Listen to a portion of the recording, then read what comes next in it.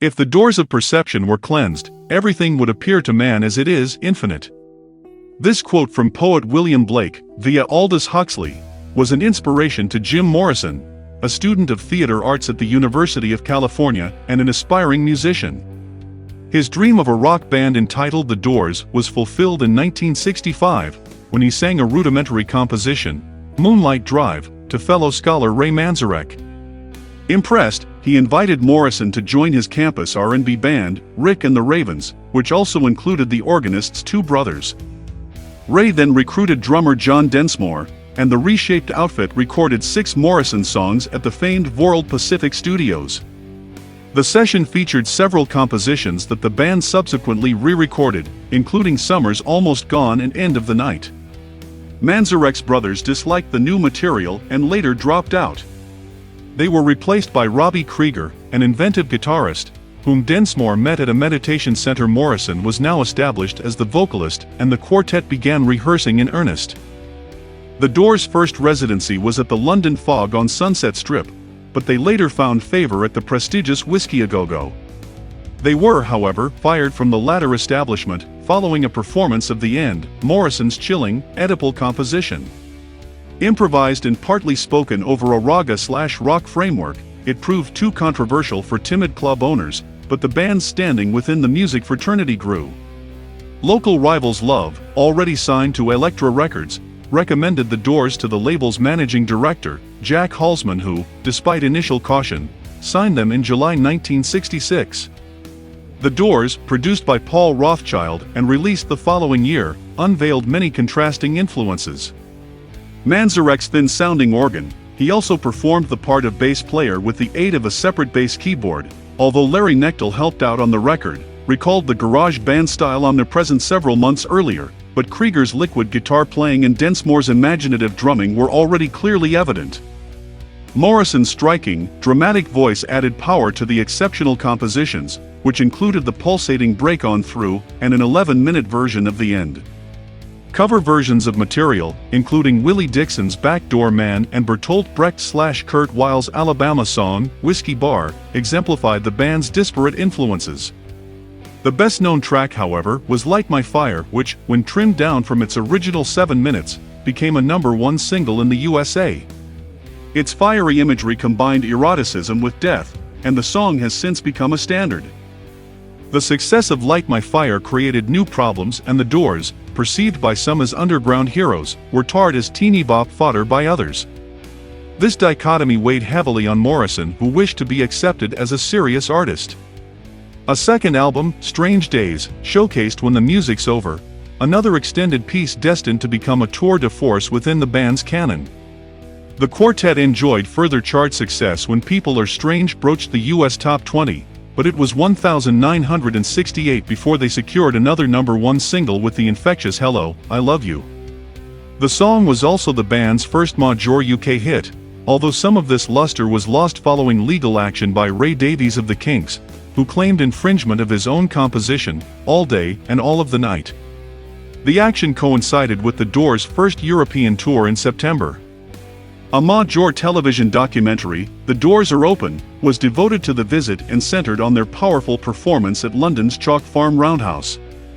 The band showcased several tracks from their third collection, Waiting for the Sun, including the declamatory 5-1 and a fierce protest song, The Unknown Soldier, for which they also completed an uncompromising promotional film. However, the follow-up album, The Soft Parade, on which a horn section masked several unremarkable songs, was a major disappointment, although the tongue-in-cheek Touch Me became a US Top 3 single and Wishful Sinful was a Top 50 hit. Continued commercial success exacted further pressure on Morrison, whose frustration with his role as a pop idol grew more pronounced. His anti-authoritarian persona combined with a brazen sexuality and notorious alcohol and narcotics consumption to create a character bedeviled by doubt and cynicism. His confrontations with Middle America reached an apogee on March 1, 1969 when, following a concert at Miami's Dinner Key Auditorium, the singer was indicted for indecent exposure, public intoxication and profane, lewd and lascivious conduct. Although Morrison was later acquitted of all but the minor charges, which went to appeal and were never resolved in his lifetime, the incident clouded the band's career when live dates for the next few months were cancelled. Paradoxically, this furor reawoke the Doors' creativity. Morrison Hotel, a tough RVEB-based collection, matched the best of their early releases and featured seminal performances in Roadhouse Blues and You Make Me Real. Absolutely live, an in-concert set edited from a variety of sources, gave the impression of a single performance and exhibited the band's power and authority.